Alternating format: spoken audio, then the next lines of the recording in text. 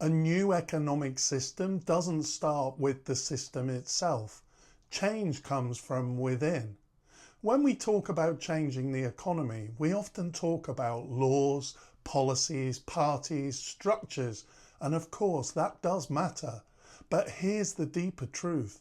The system is not separate from us. The system is built from what we believe, our fears, our desires, our beliefs, our egos. If you change nothing inside, if you stay addicted to status, control, superiority, if you're consistently motivated by fear, you'll build a new system that looks just like the old one. This is why revolutions often end up replacing one tyranny with another, because the architecture changed, but the energy didn't. The market runs on scarcity, the feeling of not enough, not just in a material sense, but also emotionally. Not enough time, not enough beauty, not enough likes, not enough love, not enough me. And when we feel that way, we become more controllable, more competitive, more isolated, more exploitable. But what if that sense of lack is not real? This is where it gets personal. Most of us are run by unconscious stories. I'm not good enough. I have to prove myself. They're doing better than me. I'll be safe when I get more. These beliefs drive behaviour, and collective behaviour shapes the economic system.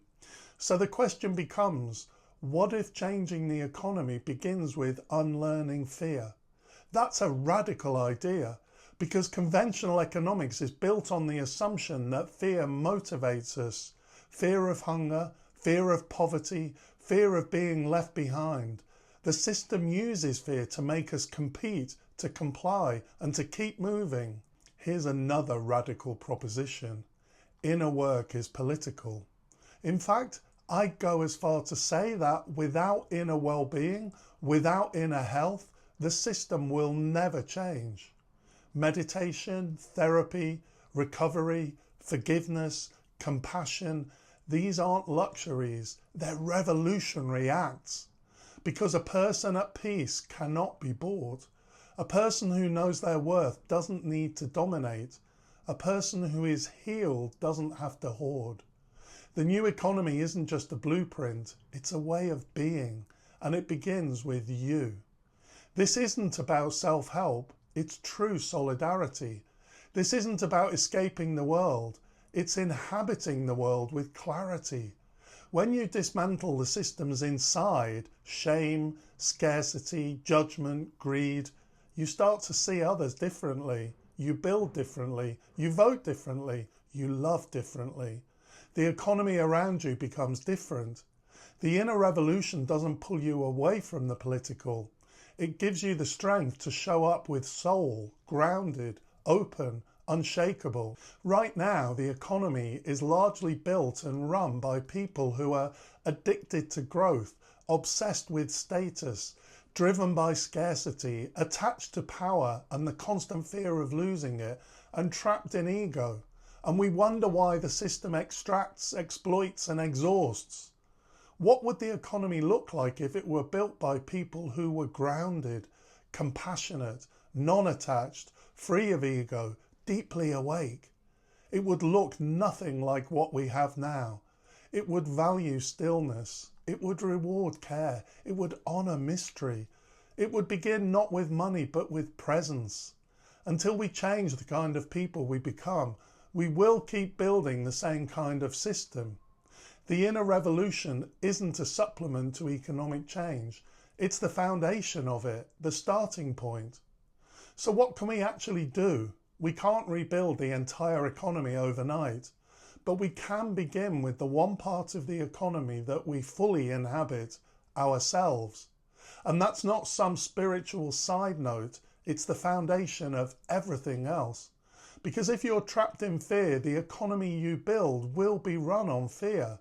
If you're addicted to status, you'll recreate a world that rewards status. If you feel unsafe, you'll seek security through control, not connection. So this is where the work begins, not with budgets, but with courage. If you've experienced trauma, including the subtle, everyday traumas of disconnection, shame, or emotional neglect, those wounds matter. They shape your choices. They shape your vision of what's possible. They're not private, they're political. Healing isn't a luxury, it's infrastructure. If you're secure or unafraid, ask where that fear comes from.